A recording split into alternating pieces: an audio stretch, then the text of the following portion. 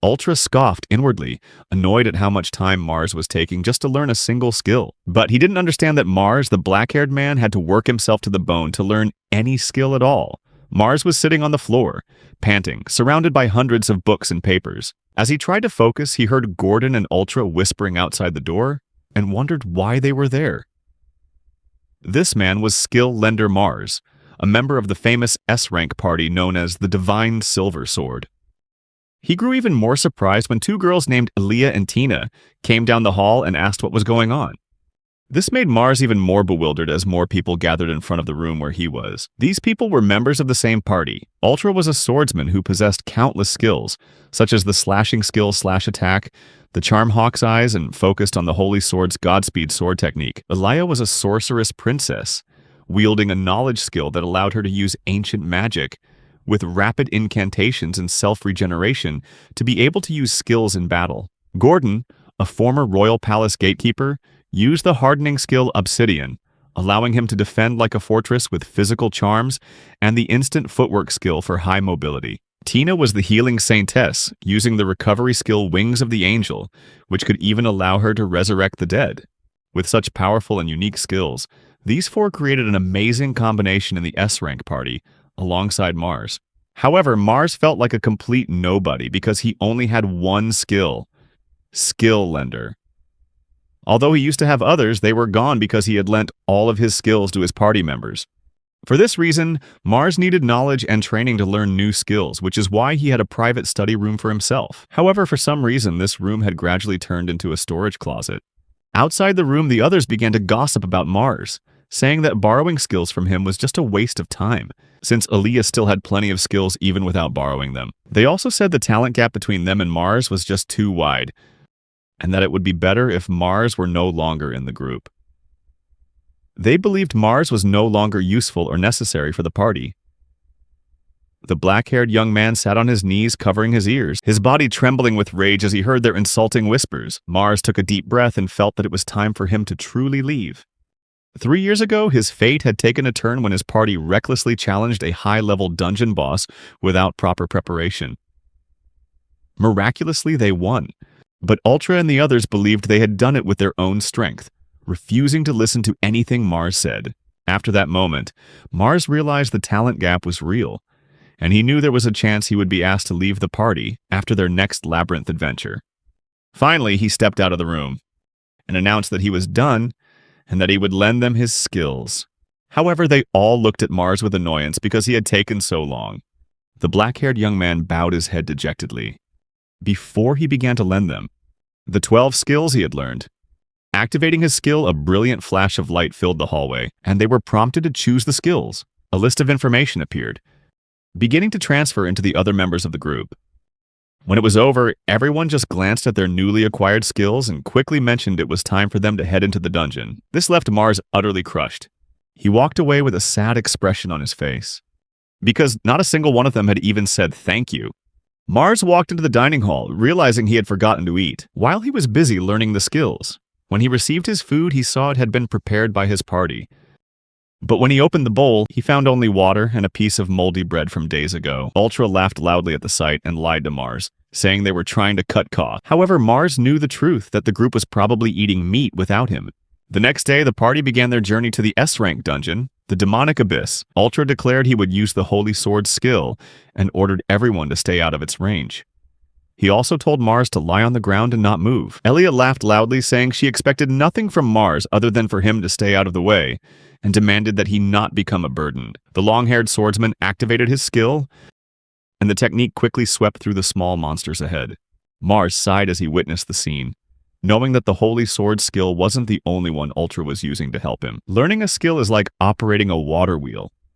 The more water, the faster the wheel will turn, and the skill becomes stronger the more it's used.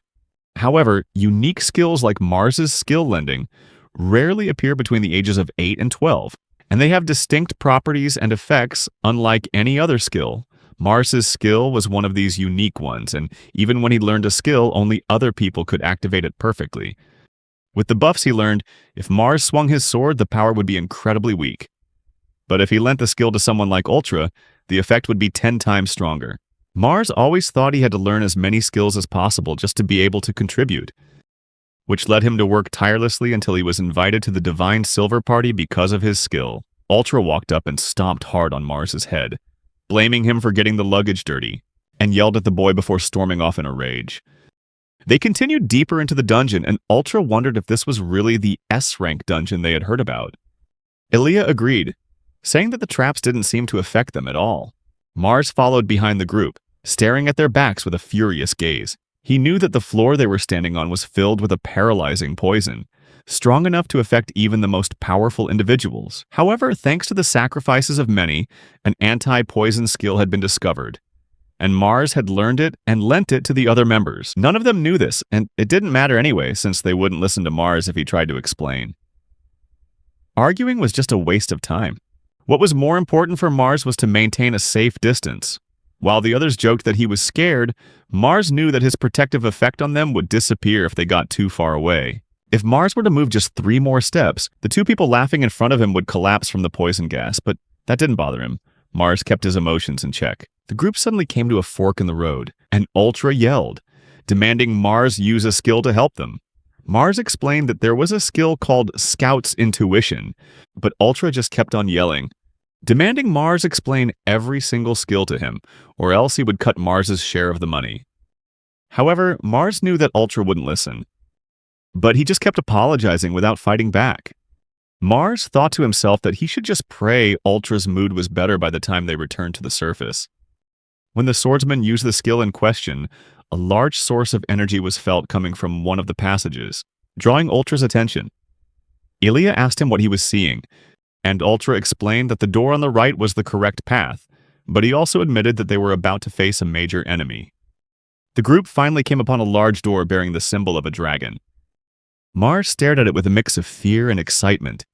This majestic symbol definitely meant this was the final boss room. And Mars knew that the sacrifices of the many who had died here were not in vain, thanks to the knowledge left behind by those who came before. However, no one else in the group shared that sentiment or thought, as all they cared about was themselves and the fact that they had reached the final boss room. Mars was pulled from his thoughts by Ultra, who said he was going to explain the plan to him. Mars was confused since his only job up until now had been to stay in a corner and do nothing. But Ultra explained that he wanted Mars to have the honor of being the vanguard, sending a shiver of fear down Mars's spine. Being the vanguard meant Mars would have to rush into the boss room first, something he had not expected at all.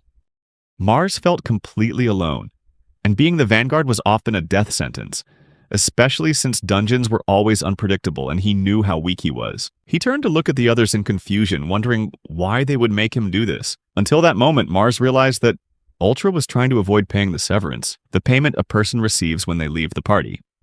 This severance pay increases with each passing year. Mars was at the beginning of his 7th year on the team.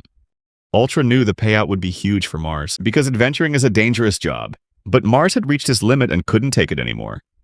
He turned to ask Tina, Gordon, and Elia if they agreed with Ultra's plan, and they all agreed without a moment's hesitation. Mars stood there in shock, unable to believe they could so easily throw away the 6 years he'd spent with them. Everything he had done seemed to mean nothing. Ultra explained that keeping someone without talent was just a burden, and that having Mars on the team was a net loss. He said the whole team had decided that after this dungeon, they would be reborn as a true S-rank party without Mars. Mars lowered his head, a dark shadow falling over his face, as he remembered how he once thought he should support an S-rank party to serve the world and find his own happiness. But from start to finish, that was never true. The black-haired boy listened to almost every word from Ultra until he made one final request. This made Ultra look annoyed. Mars lifted his head, looked at everyone, and asked them to return all the skills they had borrowed. Everyone immediately looked confused, until Mars explained that the skills would become invalid when he died, so he wanted a chance to do some damage to the boss. If this was really his time to die, Ultra laughed out loud before agreeing, and asked what needed to be done to return the skills. Mars activated his skill and said they just needed to say that they were returning the skill one by one. They did as he asked, and within seconds he could feel the return process taking place, hearing the voices of young girls echoing in his head. The group asked if it was done, and Mars confirmed it was. Then he asked if they remembered the interest rate of a skill called Twaichi, and that it had a high interest rate of 10% every 10 days. Aaliyah stepped forward and said she remembered that, claiming it wasn't a problem, because their SP pools were huge. She figured she might lose a skill or two, but believed it would only be ones she rarely used. Gordon and Tina agreed as well, saying they had already calculated the loss of the borrowed skills and saw nothing wrong with what would happen. However, Mars knew that all of them had made a huge mistake. Finally, he told Aaliyah that the skill's interest rate was calculated using compound interest, not simple interest, which confused everyone even more. As the girl was thinking, Mars explained that the base SP remained the same, but every 10 days, another 10% was added to the total. And this interest rate had grown exponentially over the years. Ultra still didn't quite understand the explanation and didn't believe there was a problem. He stepped forward and forcibly took the luggage from Mars's hand so he could fight the boss immediately. Meanwhile, Aaliyah began to recalculate everything, and her eyes widened in horror as she realized just how much they truly had to repay him after all this time had passed. Mars saw the look on Aaliyah's face as she realized the truth and smirked wickedly, knowing this was inevitable from the genius mage. Suddenly, Ultra came up from behind him. Ultra lifted his leg and kicked Mars through the door leading to the boss room. Mars fell face first inside, and as the door began to close, Aaliyah ran towards him, crying out. But it was too late. The door slammed shut, and the process of collecting all the interest from the past 6 years began. Mars felt excruciating jolts of pain shoot through his entire body as the interest collection process took place. He collapsed to the floor, clutching his stomach and head as blood poured from his mouth, feeling his consciousness begin to fade. When a secret safety mechanism was activated, Mars found himself standing in a white void with no clothes on, but he didn't feel cold. He started walking around, realizing he was completely alone in this space, yet he didn't feel anxious. A voice echoed, announcing that the transfer to the protected area had been confirmed, leaving him confused. Mars wondered where he had been transported to, and the voice answered, explaining that this place was the space inside his own mind. His brain had been severely damaged by the enormous amount of skills he had reclaimed. Mars was surprised to learn that he could converse with the skill's voice, and the voice said that its personality had been pre-configured, despite not having a body. Hearing this, Mars asked who had configured it. But the voice didn't answer that question, instead stating that the skill repayment process was nearly complete, and Mars would soon wake up. The voice continued, saying that it had watched over Mars more than anyone else and prayed that from now on, Mars would achieve a future where he could shine brightly. Mars felt emotional, as he had always thought no one noticed his efforts, even when he desperately put others first. But it turned out there had been someone watching over him all along. Mars's brain was now fully healed, meaning he was about to wake up, along with all his new skills. But just before he left, Mars asked for the voice's name. This time he got an answer. Yua. Meanwhile, Aaliyah was desperately pleading with Ultra to enter the boss room immediately. Everyone thought she wanted to save Mars, but she urged them to kill Mars as quickly as possible. Ultra looked down at her in confusion, thinking what she was saying was strange since Mars was going to die soon anyway. Finally, he smirked and said that he knew she was a genius, but they still had something called common sense. However, Aaliyah's body began to weaken, her breathing growing heavy.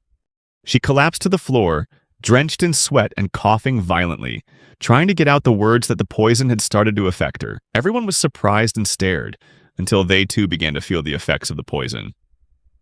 They all fell to the floor, clutching their bodies. Tina couldn't understand why there was poison here in the first place, and Ultra realized that Tina's Wings of the Angel skill wasn't working. In just a few seconds, the entire party was unconscious on the floor. In the meantime, Mars slowly woke up, realizing that the boss hadn't attacked him at all during that time.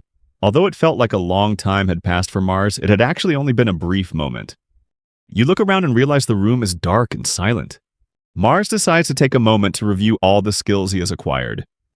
To get a better look at his surroundings, he activates the skills God's Eye and Scout's Intuition. He sees a throne up ahead, and there's something sitting on it. A serpentine dragon named Vritra is sitting there. Mars knows that if he doesn't defeat it, the dungeon won't be conquered, and he won't be able to start making serious money with the skills he possesses. Mars recalls some old information that Vritra is a white dragon that cannot be killed by any technique or weapon. However, his train of thought is interrupted as the giant serpent lunges towards him. Mars quickly dodges. It swings its body to attack, but Mars has already prepared a counterattack, and he blocks its attack.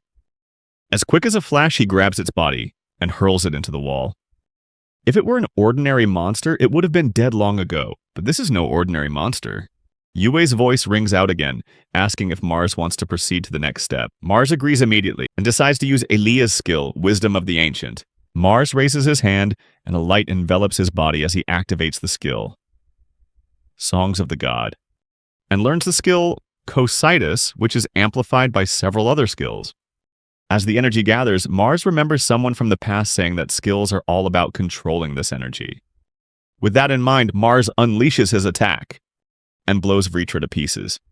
However, Vritra isn't truly dead and tries to regenerate its body by gathering its fragments. But Mars won't let that happen. He decides to freeze each of Vritra's pieces to seal away its regeneration ability. He uses the skill Spatial Jump to extend the range of his ability out into the world, and even into the cosmos, a place known as the Ocean of Stars, before sending Vritra's body parts into the endless darkness, where it will take 1,000 years for the ice to melt. As the dungeon begins to collapse, it signifies that it has been conquered. Mars notices that Ultra and the others are still paralyzed by the poison, but he believes the mining team can probably help them before the dungeon completely collapses. Just before Mars leaves after collecting the materials from the boss, he notices something is still left in the room, a Vritra egg. Mars picks up the egg and considers destroying it, but then he figures that the only thing that can stop a Vritra is another Vredra. He decides to raise the monster when it hatches, and he asks Yue if she has any objections. The voice doesn't object, but respects Mars's choice, saying that this is very interesting. Mars gives a sly grin, feeling like this is the first time anyone has ever said that to him. He proceeds to use Spatial Jump to escape the dungeon, and this is the first time Mars has ever escaped entirely on his own. Mars was the first of the group to escape the dungeon, emerging under the blue sky. Afterwards, he treated himself to a warm bowl of soup without anyone yelling at him. Mars placed Vritra's egg, the item he had found and brought back from the dungeon, into a large bag, then put his hands on his hips, staring at the town he had long been a part of. A gentle breeze blew through the air, and the black-haired boy knew it was time for him to leave and start a new journey elsewhere. Ultra and the others were still underground, but Mars had already completed the procedures to withdraw from the guild and received his severance pay along with his reward. Before leaving the inn, he called out to Yue and said that he wanted to create a body for her. Yue responded, trying to tell Mars that she believed a beautiful girl would come to him one day. However, Mars explained that she had misunderstood. He just wanted to thank Yue for helping him all this time. Mars asked Yue what she wanted her body to look like. After a moment of hesitation, Yue was silent for a moment before admitting that she wanted to be able to touch Mars with her own hands, and asked if that was possible. Mars knew that creating life from scratch was impossible, but while in the protected area, he realized that some skills could create a body without a consciousness. This time, however, a consciousness was already present thanks to Yue, which might allow Mars to transfer her into a body. Mars activated the skill lender and took Tina's skill, Wings of the Angel, then evolved it into Blessing of the Seraph. This evolution was enough to create a complete human being from scratch. He told Yue to get ready to transfer into the real world, and she complied, adjusting every muscle fiber of the new body. Mars raised his hand, and the body of a woman began to form from thin air. The process was quickly completed, and Yue, in her new form, silently leaned against Mars, before her eyes slowly opened. For the first time, she spoke, and asked Mars if she could ask 2 questions. Mars set her down and agreed to answer.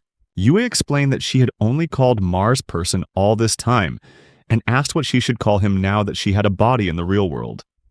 Mars said his name was enough, but Yue believed that wasn't appropriate, as Mars was her creator and master according to the information she had gathered from the past. Yue decided to call Mars master and struck a cute pose as she did so, prompting Mars to quickly ask her to just say master normally. After realizing that the memory Yue had accessed was from when Gordon snuck into a maid cafe, Mars started to feel flustered.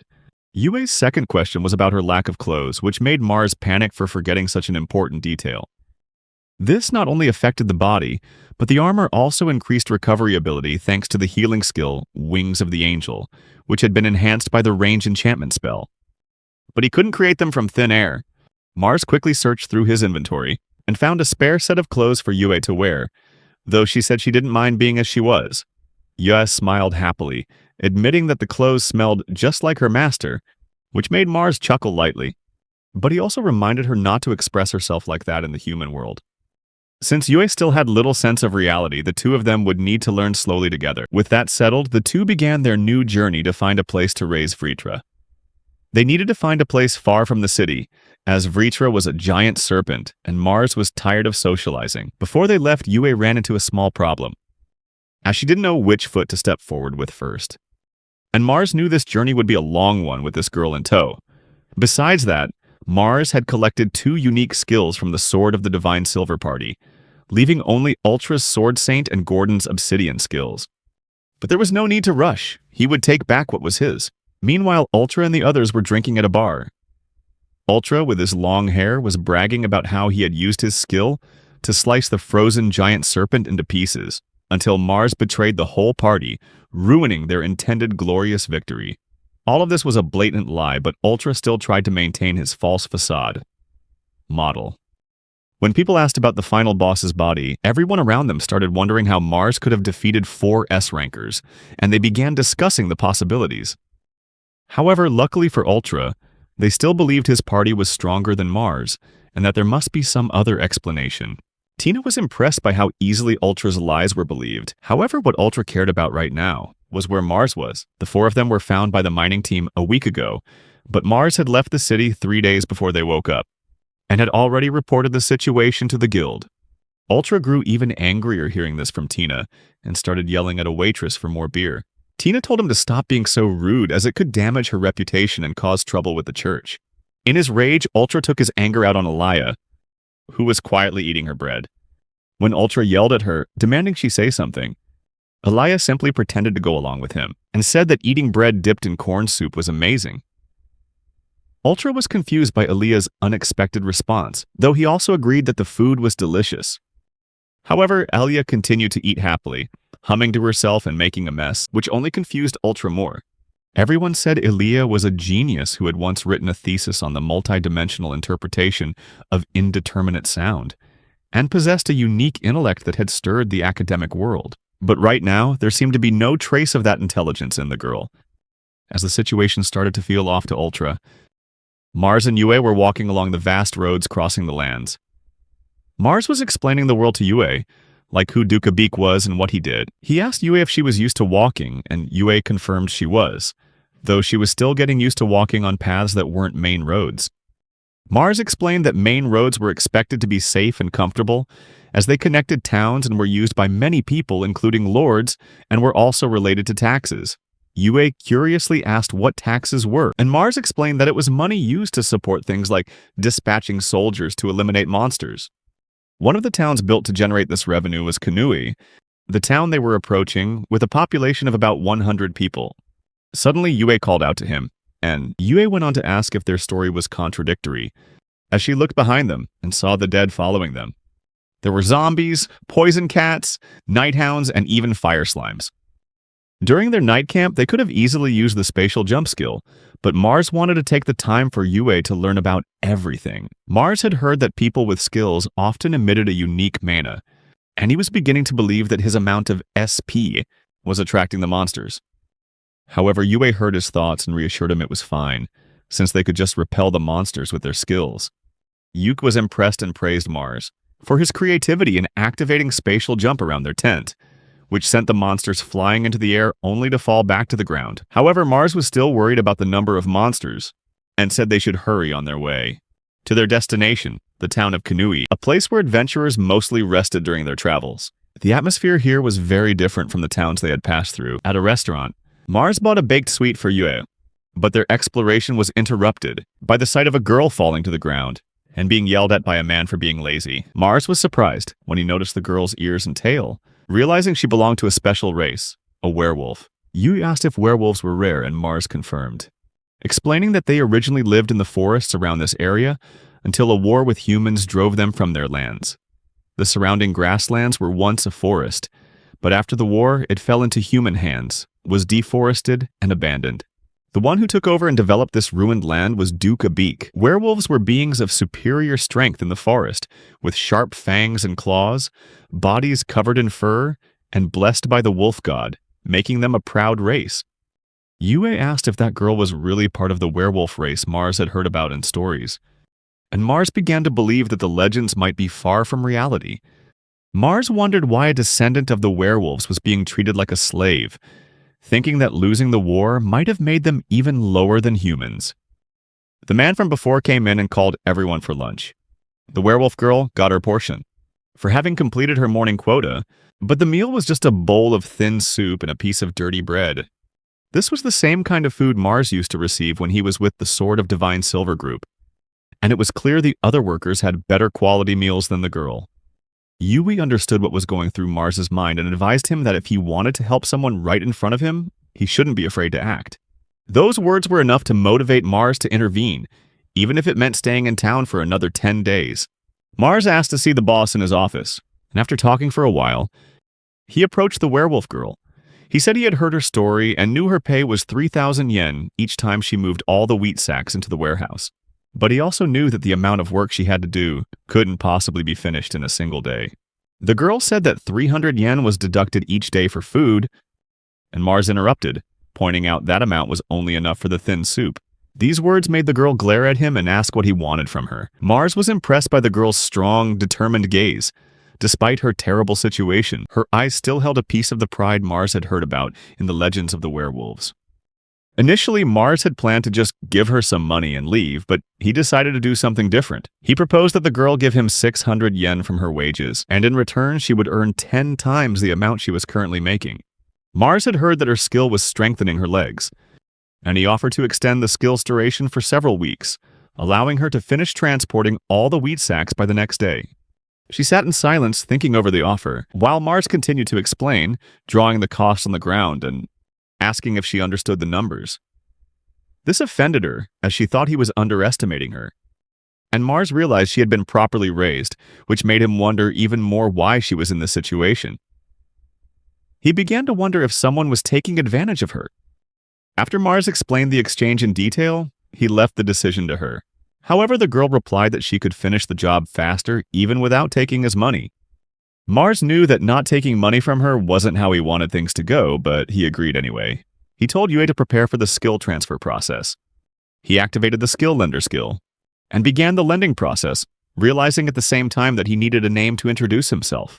So he introduced himself as Mars and asked for her name. She replied that her name was Shizuku. Mars lent Shizuku the skill Extend Duration, and she stood up in surprise, immediately feeling the change in her body. After the process was complete, Mars gave her a pastry that he and Yue had bought from a local shop as a gift to seal their deal. When Mars asked if Shizuku's lunch break was over, she was startled and hurried off to get back to work.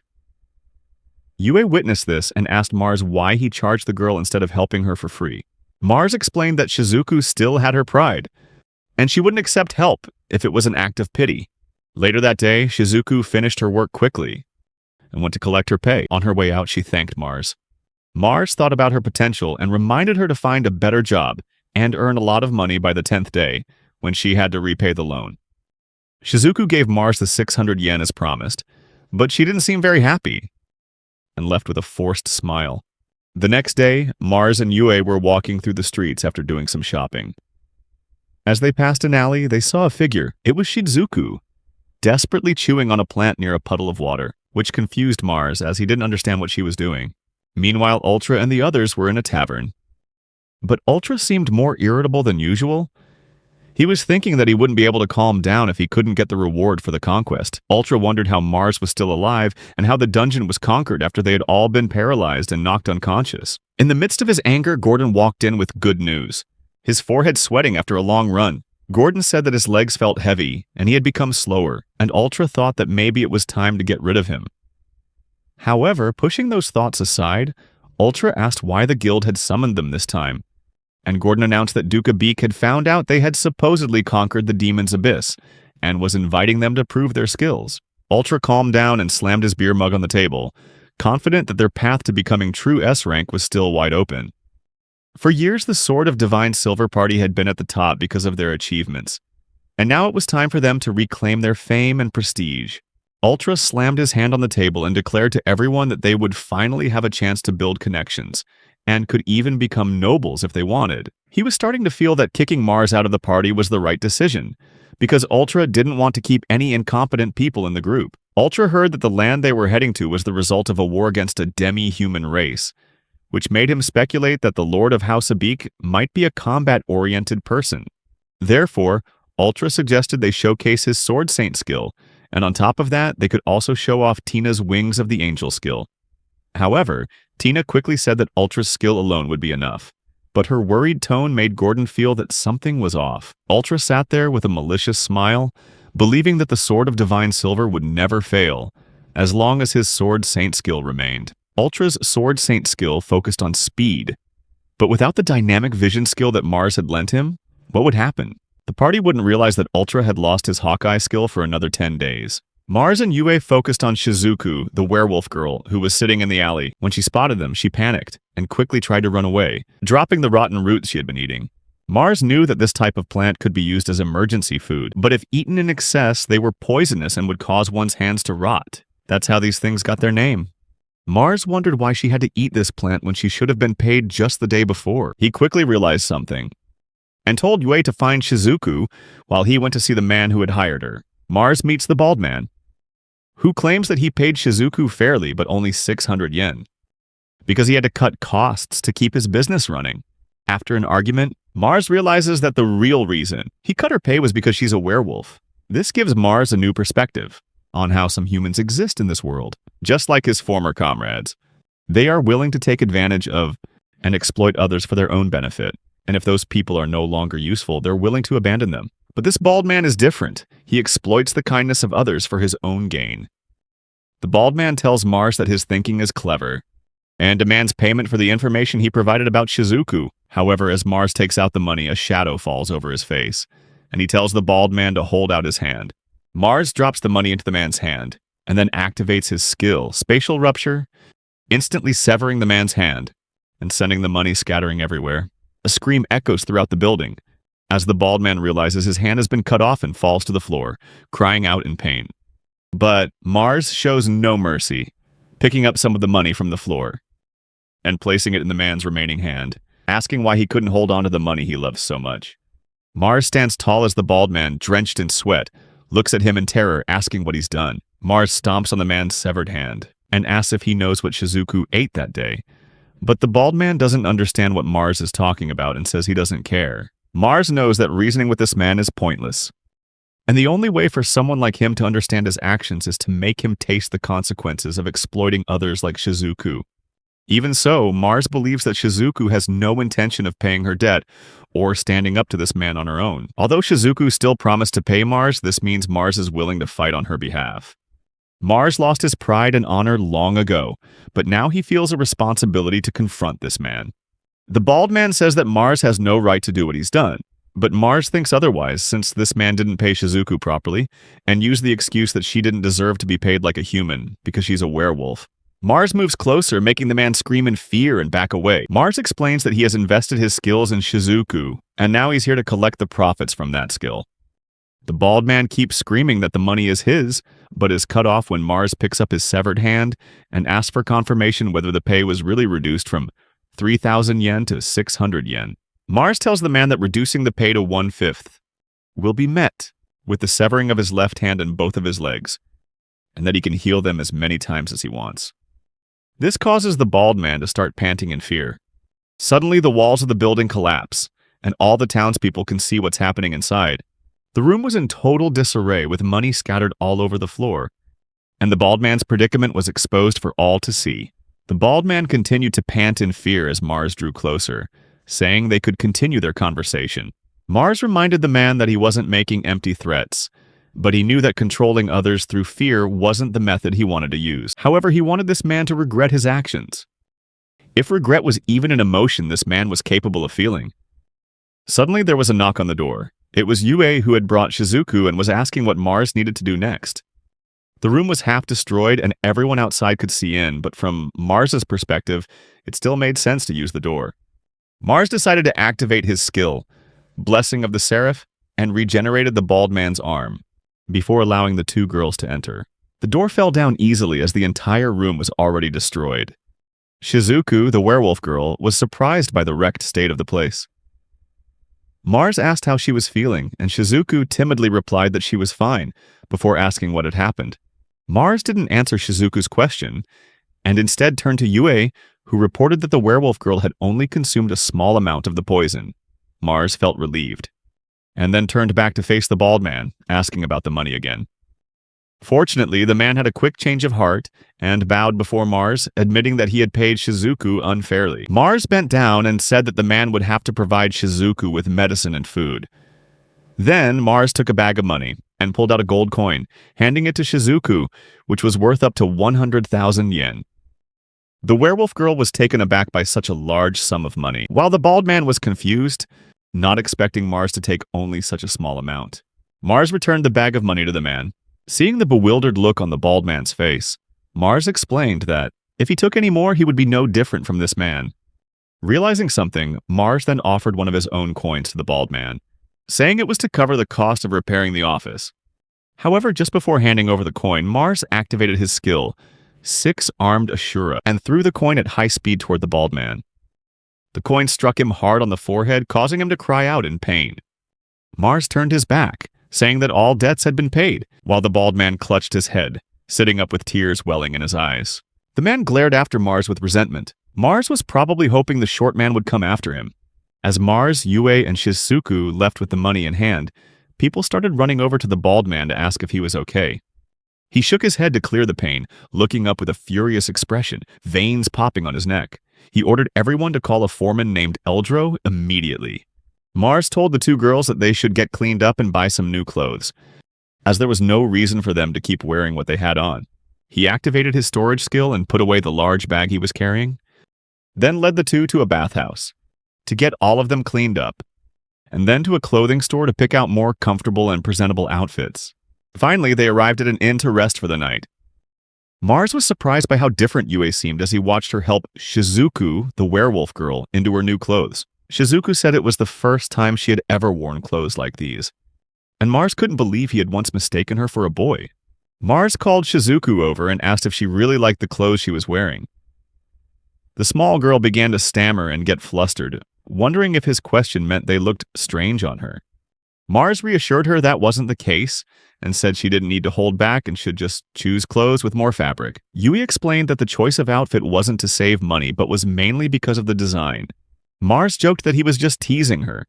He put the jokes aside and told Shizuku that the clothes looked great on her. This made her even more shy and flustered, tugging at her ear as she thanked him for the compliment, while also explaining that she liked the style of these clothes. Mars suddenly changed the subject, asking Shizuku about the bald man and why she backed down from him after not being paid properly. He wondered why she didn't try to demand the money she was owed, even when she was eating rotten blades of grass because she had no money.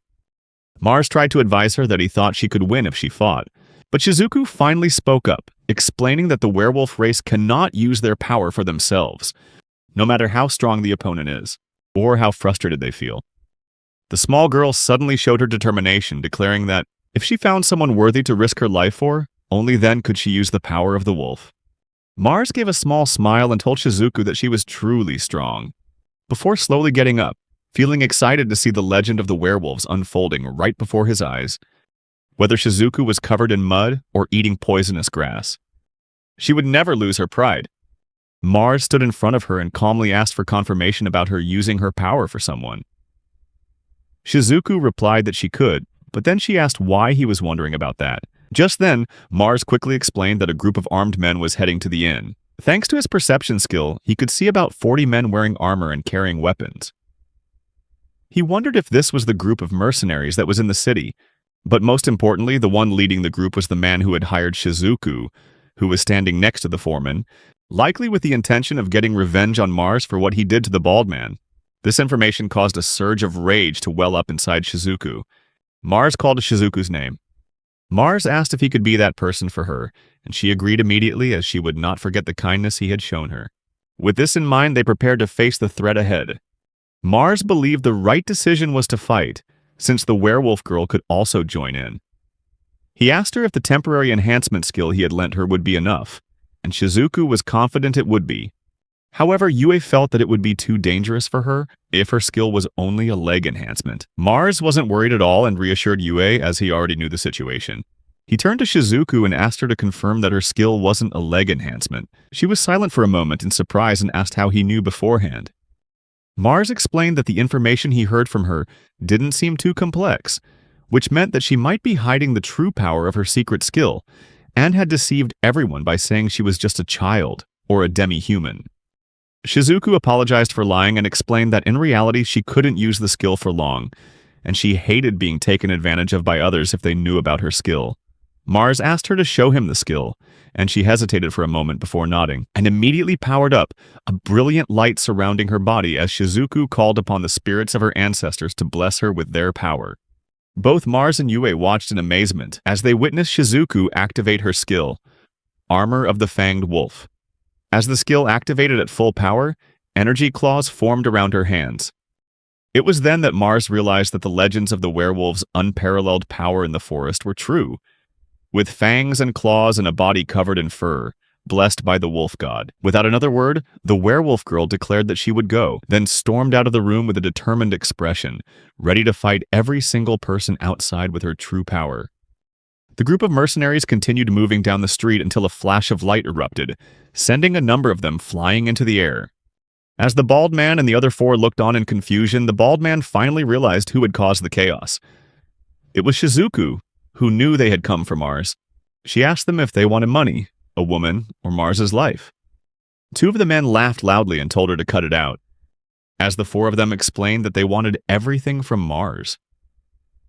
Shizuku bowed her head in disappointment at that response, before the foreman pulled out a long whip, believing the werewolf girl was trying to intimidate him with the light surrounding her body. If these guys came to take everything from Mars, then Shizuku would take everything back from them. The foreman dared her to try, and he started lashing the whip towards her, saying he would teach her how to count with his strength-enhanced whip. However, before the man could even finish his sentence, Shizuku lunged forward. This caught the manager by surprise, and he broke into a nervous sweat as the werewolf girl repeated his own words back to him about learning how to count. She threw a punch into his stomach and shouted the first count, as blood sprayed from his mouth. The foreman roared in pain, clutching his chest and stomach as he jumped back to create some distance from the small werewolf girl. But Shizuku didn't falter. She charged forward again, kicking him in the face before he could react, and continued her count. Mars sat quietly by the window, letting Shizuku fight on her own, because this was her battle, not his. He began to wonder why she wasn't using her claw skill, and questioned whether it was out of Shizuku's hatred or simply her compassion. The girl told the foreman that he could count to 100 billion, meaning this fight could go on forever until he either surrendered or was forced into submission by Shizuku's hand. He lay on the ground, clutching his bleeding face, roaring in anger and asking why she was so strong. He believed the girl was merely a dog with terrible skills. Unable to accept the situation unfolding before him, he slammed his fist into the ground in a fit of rage. Mars noticed the man's emotions but knew that all his words were meaningless. He recalled his conversation with the foreman's boss, and on that day he had finally understood. After talking with the bald man, whose name seemed to be Garen, Mars realized that people like this only thought Shizuku didn't fight back because she was weak, and couldn't imagine any other reason. That was what was happening to this man. He couldn't comprehend and accept the situation. Honor and goodwill are one thing, but there are those who use their power for evil. To them, if you can't fight back, it means you're stupid and weak. And to Ultra and the others, Mars must have seemed like one of those stupid people and a weak creature. What Shizuku was doing right now was carving her message into her enemy's body, that they had made a huge mistake, and that she was stronger than they could possibly imagine. This was the first time Mars had witnessed a special skill being used firsthand, especially with this level of power that only a select few could possess. Shizuku had a special skill based on her personal abilities and her own training. This made Mars realize that the skills people normally had might just be the beginning, and what Shizuku was demonstrating was the fruit of her relentless effort. Yue looked on at the battle with admiration, asking Mars if Shizuku's skill was different from a unique skill. Mars confirmed that it was. He realized that Yue didn't know about this type of skill because they were only mentioned in skill books.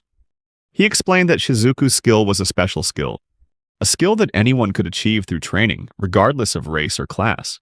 These skills could be found in many places, but there was still a type of skill that only a lucky few possessed. Mars looked at Shizuku with respect. He understood that she was not just a warrior but a symbol of perseverance and strength that everyone could strive to achieve, as well as the overwhelming power that came from her skill. Mars felt proud witnessing the progress of Shizuku, someone he had helped. She was not only showing her strength but also her indomitable will, which made him feel happy.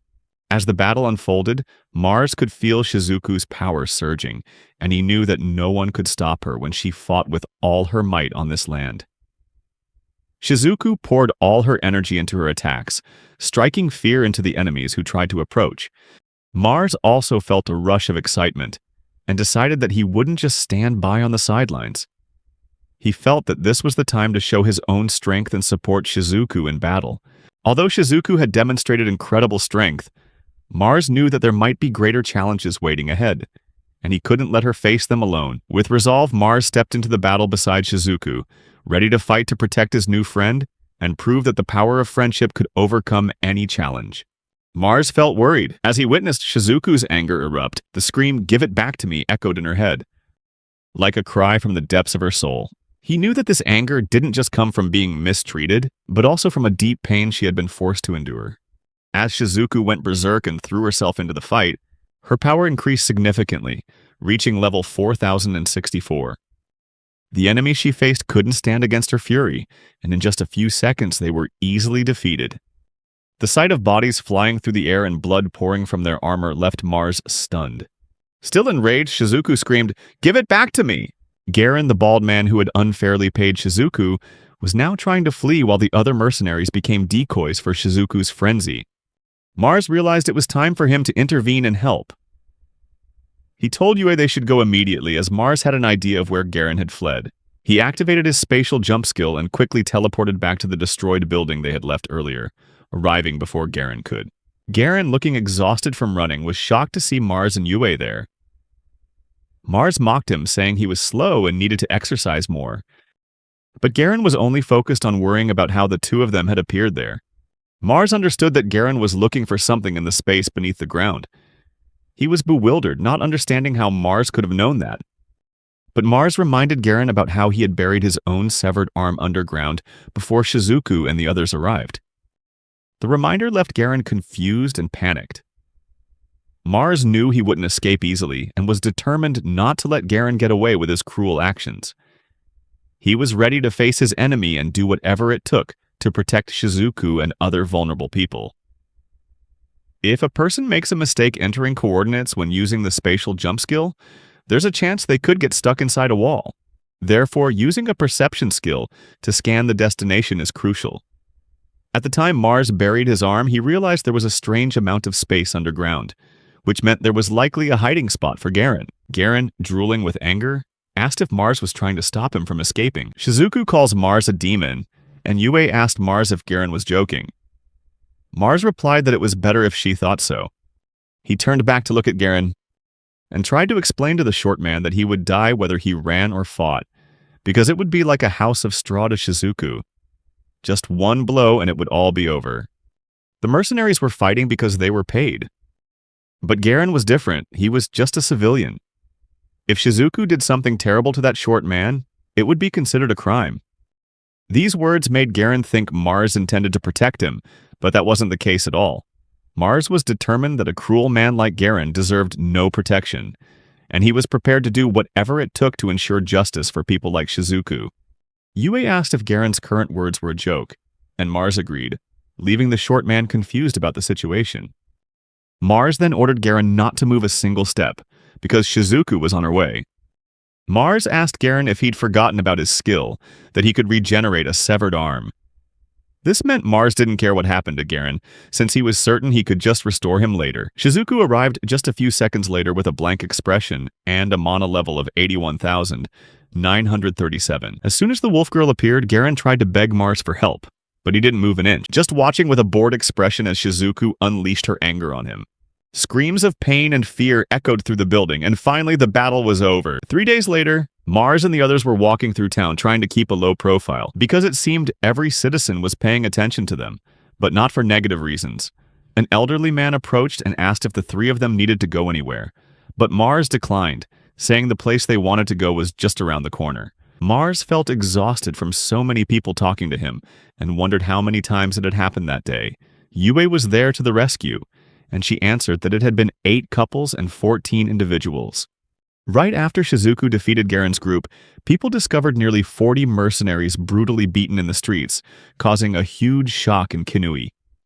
People could only talk about how Garen had fought a great traveler but was ultimately defeated by that same traveler. The town returned to peace after this rumor spread. This wouldn't have been a problem if it weren't for people constantly interacting with them. They were greeted by townspeople and asked about the weather. Some came to ask about the powerful skill that took down the group of mercenaries. And someone even seemed to be asking if Mars had a girlfriend, but quickly backed off when they saw the two women with him. Even though he didn't answer the questions, people still bothered them, taking the rumors too far or looking at the three of them with more favorable eyes. It was all because of Garen. Mars wondered what that bald guy had done to make everyone hate him so much. The wolf girl couldn't understand the reason. Why Mars wanted to spend money instead of saving it. Mars explained that spending money locally would help boost the town's economy, which could help Shizuku and others in the future. Shizuku looked at Mars with bright eyes, sensing the sincerity in his words. She couldn't help but feel warmed by the idea that despite all the hardships, there were still people like Mars willing to help. Yue also felt convinced. Shizuku asked what their plan was. Mars replied that they could buy food, clothes, and other necessities for their journey, while helping the local people at the same time. Shizuku nodded in agreement, finally feeling like she could contribute to the community, even though this place didn't leave her with good memories after everything that had happened. But Yue didn't see it that way. She wanted him to think more about himself. Mars believed that he didn't want the people here to suffer because of any one individual's mistake. Yue quickly agreed with his decision, even though she didn't fully understand its meaning. With this decision, they began to plan their shopping, and Shizuku felt more excited than ever. Not just for the new things, but also for the chance to do something positive for others. Mars used the skill Spatial Jump to move, and the place they arrived at was a jewelry store. The werewolf girl quickly realized this was the only store in town where they could spend 700 million in a single purchase. She had never stepped into such a luxurious place before. Mars had never been to a place like this either, and the three of them stepped inside the jewelry shop. A girl with long black hair greeted them. Mars placed the bag of money on the table to the black-haired girl's surprise. He requested to find jewelry suitable for all three of them, which surprised Shizuku. The black-haired girl looked at the money and thought for a moment.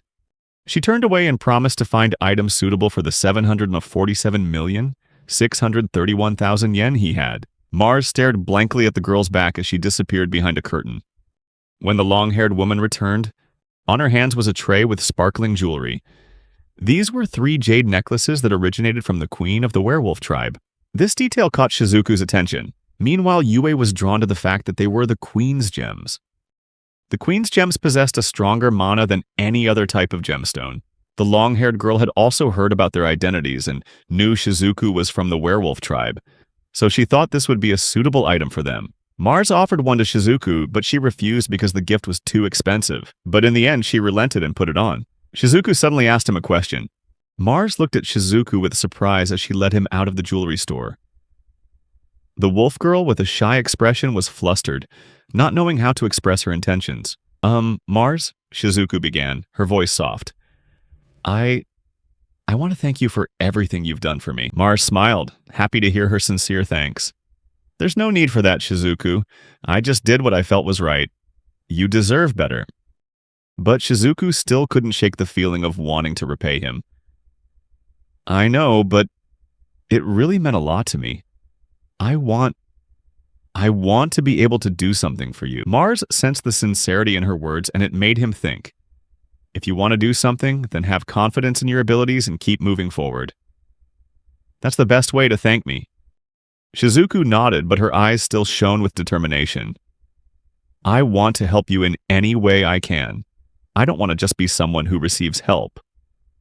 With this bond, Mars felt more excited about their journey. Together they would do great things, and Mars knew that Shizuku would not only be a companion but also a powerful warrior in the future. Hearing about the faraway Azure dungeon, Mars felt intrigued. An S-rank dungeon could offer many opportunities and valuable rewards. If it's an S-rank dungeon, then I'll have to prepare very carefully, he replied, deciding quickly. I'll help you. This was the only thing Shizuku could ask him for help with. Seeing Mars's attitude, Shizuku quickly apologized. Thinking this made him uncomfortable, Shizuku pleaded, tightly gripping Mars's hand. Tears began to stream down her face. Mars looked into Shizuku's tear-filled eyes, feeling the urgency in her voice. You want me to go to Hidden Wolf Alley and help save it? He asked, his heart filled with determination. Yes, Mars. My hometown is in danger. A terrifying monster has appeared in the area, and only someone like you can help us. A feeling of joy spread through Shizuku, and she couldn't hide the smile on her face. Thank you, Mars. I knew you wouldn't let us down. Meanwhile, Ultra and his group were still enjoying life on the carriage, where they were being treated like nobles. Ultra held a mug of beer, laughing loudly. This life is great. There's nothing better than enjoying good food and drinking beer, he said, slapping Gordon, who was grimacing, on the back. Gordon frowned, looking around. This is strange. We used to be monster hunters, and now we're being treated like nobles. But I can't help but think about Mars. He could be in trouble. Ultra nodded. Yeah, but he's talented. I'm sure he can take care of himself. Despite this, a part of Ultra couldn't feel completely at ease, worried about his companion. Ilya was distracted by the speed of the carriage, while Tina admitted she felt sorry for Mars for missing out on such a carriage ride. Gordon argued there wasn't enough room for all of them, since the carriage could only hold a maximum of 4 people, which made Ultra laugh out loud. At the phenomenon of an undefeated S-rank dungeon boss reaching maturity, causing monsters to start pouring out of the dungeon.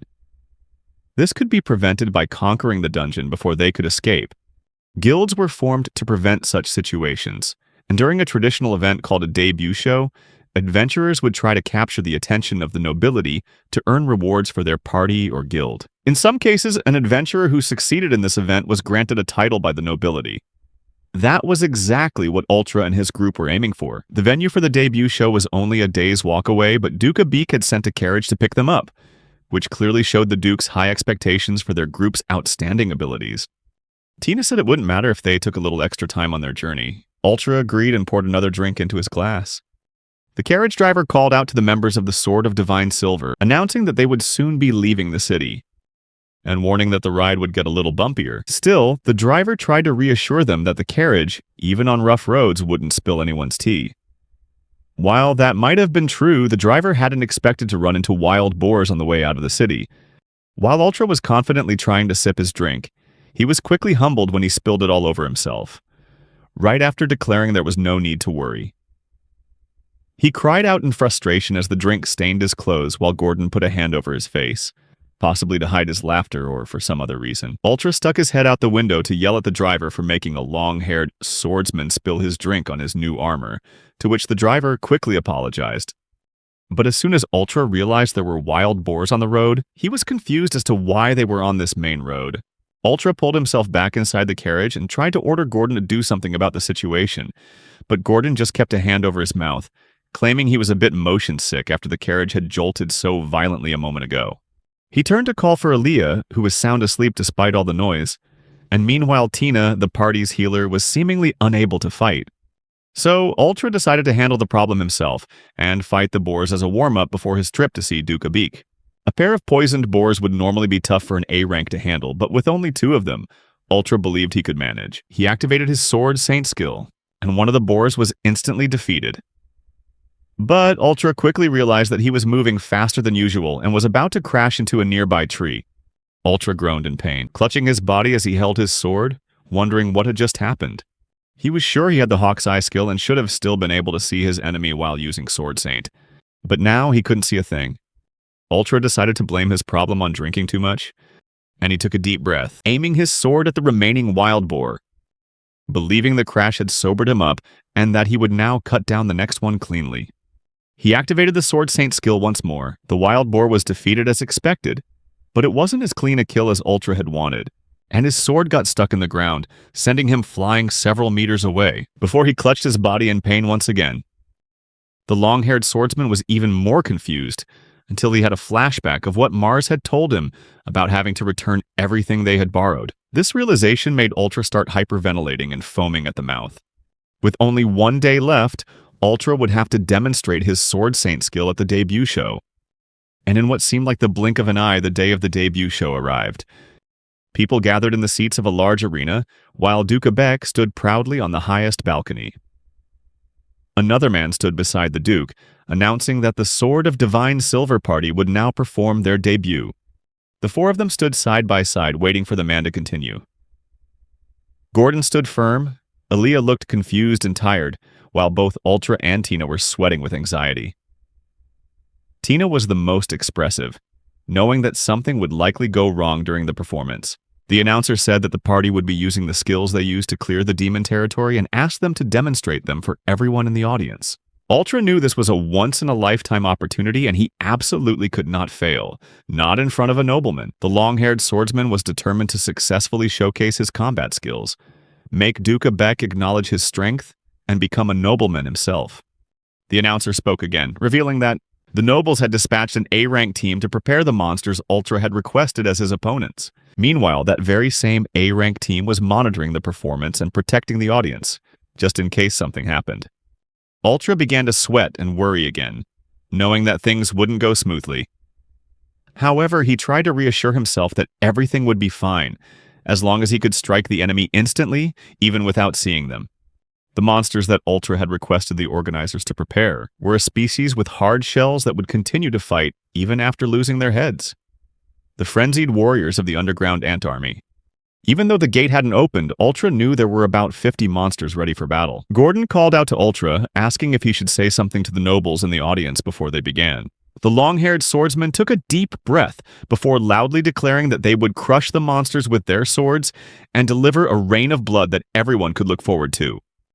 This lack of professionalism made a few women turn away, covering their mouths to keep from laughing, while Duca Beak stood silently, waiting to see what would happen. Ultra said it was time to begin, and whispered to Gordon that he should stay quiet and stand guard, telling him to try and gather as many of the ants around himself as possible. Gordon was confused but agreed anyway. Now it was time for the debut to begin, as the cage door slowly opened and the swarm of ants began to pour out. Gordon slammed his shield into the ground, and he quickly activated his obsidian skill as the ant army rushed out from the wooden gate, gathering into a group and charging straight towards them. Without a moment's hesitation, Gordon seemed ready to face the monsters as all the ants crashed into his shield with great force, slowly starting to grind it down with their mandibles. Gordon grunted in frustration and exhaustion at the strength of the ant army, as they began to mass together and push hard against the shield, instead of just a few focusing on it. Ultra praised Gordon for the job he was doing, and the long-haired swordsman raised his sword, telling Gordon to keep holding the ants back. Ultra began to activate his Sword Saint skill, but as expected, he still couldn't control it without Hawk's Eye. As a result, he crashed into a nearby wall of the arena with a cry, startling Gordon and the surrounding audience. An expression of displeasure appeared on Duca Beak's face, while a group of A-rank hunters stood on the sidelines with surprised looks. Gordon, confused, frowned and asked what Ultra was doing. Ultra started to get up as debris fell to the ground beside him, and he immediately glanced back at the Duke with a worried expression, then quickly jumped back and pretended like nothing had happened. Ultra told the Duke that he had just felt a little nervous and would proceed to win the battle with his next attack. However, Duca Beak remained silent throughout this exchange, his faith in the swordsman seemingly starting to wane. Ultra turned back to face the ant army and tried to activate the Sword Saint skill again but failed. He collapsed and skidded across the ground. He tried again to no avail and crashed down once more as the ants continued to crawl towards Gordon. The long-haired swordsman began to worry about how the performance was going, given the spectacle he'd made.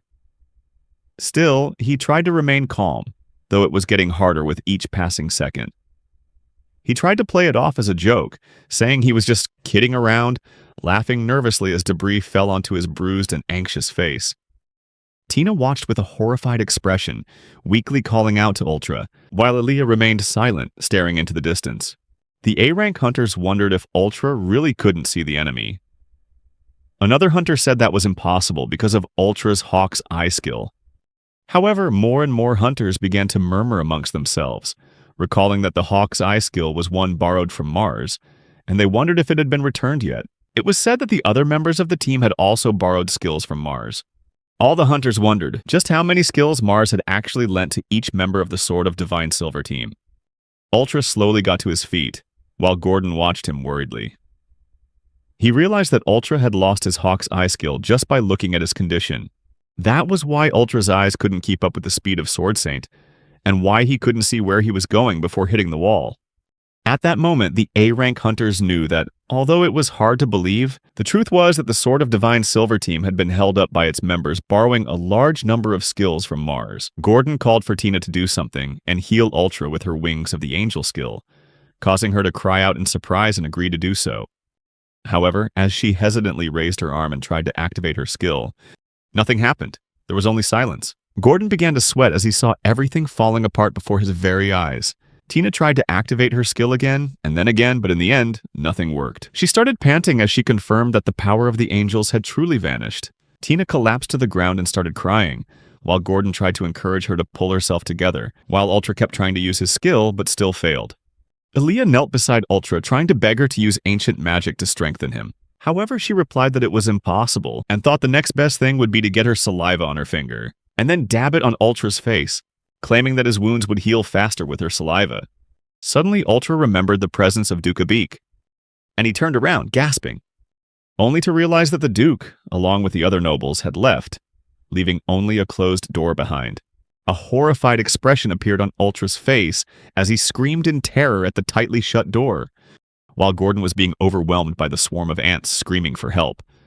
In the end, the A-rank hunters and Duke Abik's guards had to jump in to help the four of them, and just like that, the worst debut in history came to a close. A week had passed since the group's embarrassing and disastrous debut, and Ultra was seen sitting on a chair, saddened by what had happened to the four of them. Aaliyah was recounting the terrible situation, explaining that it had been days since they'd last seen Tina, and Gordon had locked himself in his room. Ultra wished that the meeting request he sent would be accepted, giving him a chance to make excuses and try to prove himself to the Duke. Ultra asked Aaliyah about the reply to the letter they sent, which the butler had promised to respond to. Aaliyah looked up at the moon and said it was coming soon. Suddenly, the wooden door opened, and just as Aaliyah had said, the butler had arrived with the response to the letter Ultra had sent. Ultra stood up from his chair as the butler pulled out and handed a scroll to the long-haired swordsman. He waited intently for the response, slowly taking the scroll while Aaliyah stood in the background. He clutched the scroll and tried to beg the butler for a face-to-face meeting with the Duke, believing that if they could just talk, everything would be fine. But the butler cut him off, shoving another paper in Ultra's face. It was the response the Duke had sent. The paper was a rejection. Ultra couldn't accept this reality. He threw the papers to the ground and declared that he just wasn't feeling well that day. The butler raised a hand with 3 fingers, telling Ultra to listen, as there seemed to be a misunderstanding. He explained that His Grace dislikes people who make excuses, despite having shown the group tolerance. 1 finger went down, counting down the chances Ultra had before everything went wrong. The first chance was that Ultra failed to report the trouble with his skill before the demonstration, which could have helped the nobles give the group a chance in the next 2 or 3 months. However, even though it was the responsible thing for Ultra to do, he was too proud to report it. It's human nature to always try before giving up, something the butler understood and knew the Duke would have still sympathized with Ultra for, even if he had failed his attack. Ultimately, when Ultra failed his first sword thrust and fell, that was proof that his power was waning. However, a second finger went down as the butler told Ultra that he kept trying even after his failure. Ultra was stunned for a moment, not knowing what that meant, but the butler asked him how many attacks he had attempted with his uncontrollable sword saint skill. Ultra couldn't answer out of shame. The butler explained that it wasn't impossible that, by chance, one of Ultra's attacks could have hit a lord or lady. The result would have been clear as to what would happen to the members of the Divine Silver Squad. Imprisonment, torture, hanging.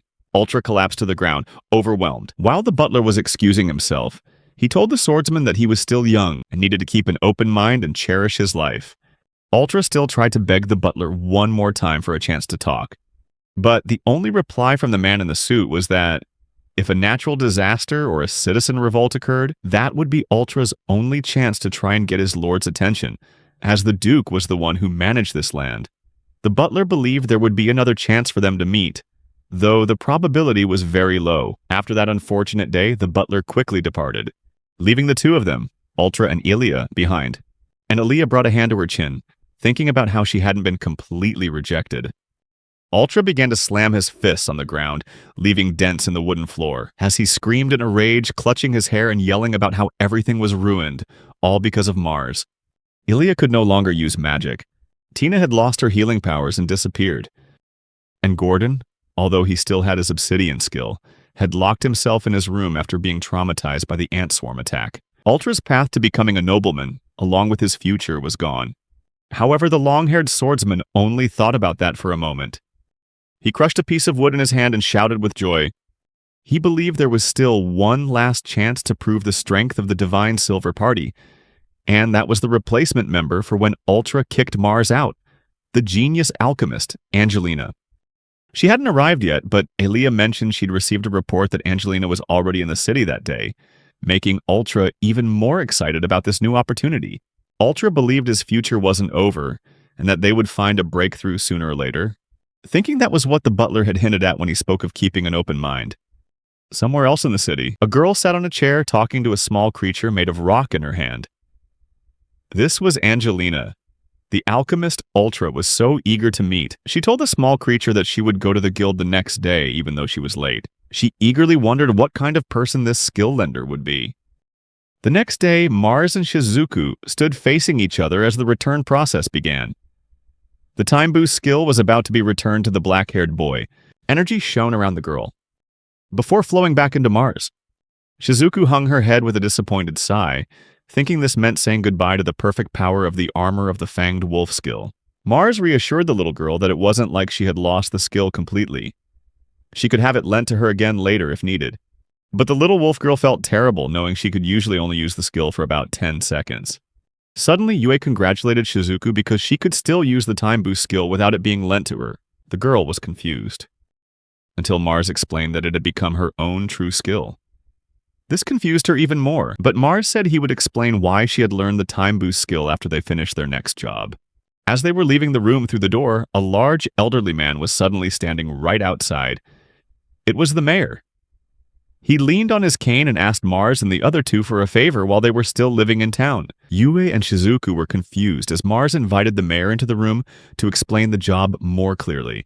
Mars sat on the bed, waiting with anticipation for the old man's next words. The mayor got straight to the point and immediately asked Mars and the others to take on a monster extermination job, as it was a problem that couldn't be ignored.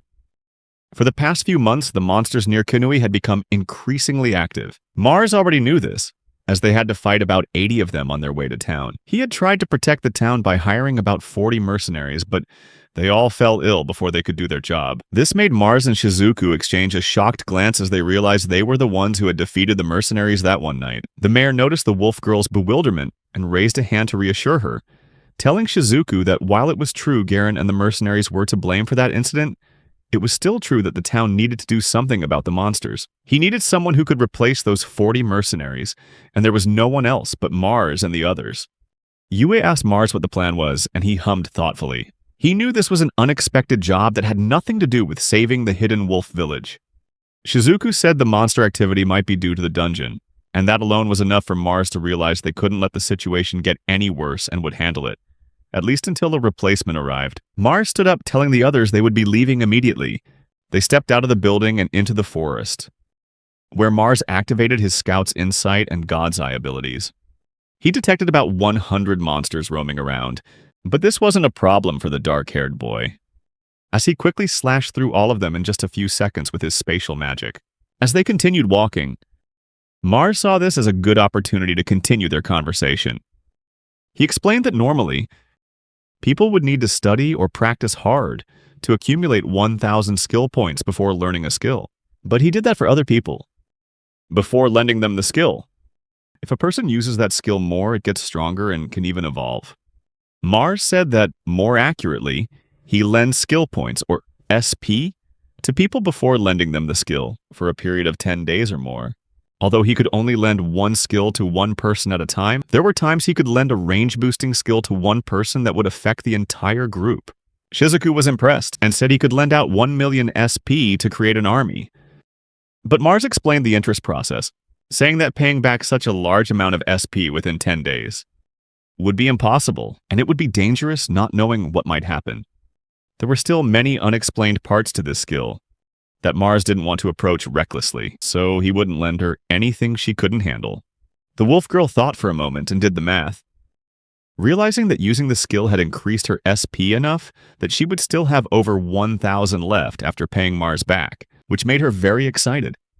She tried to ask if Mars could lend her another skill. However, Yue suddenly appeared behind her. and explained that her way of thinking was like someone who was deep in debt and getting desperate. This frightened Shizuku. She said that she understood. Shizuku stood watching the others gather materials, her tail wagging happily. At the sight of the storage skill Mars was using, Mars noticed her reaction and asked what skill she wanted, to which she replied that she wanted the storage skill he had. However, Mars had to explain to her that it was a combination of 3 different skills working together. If there really was a normal skill that did what Mars was doing, it would be incredibly powerful and dangerous. He thought about what it would be like to carry all the materials he gathered on his back, and the thought was terrifying. Mars continued to explain how his storage skill worked.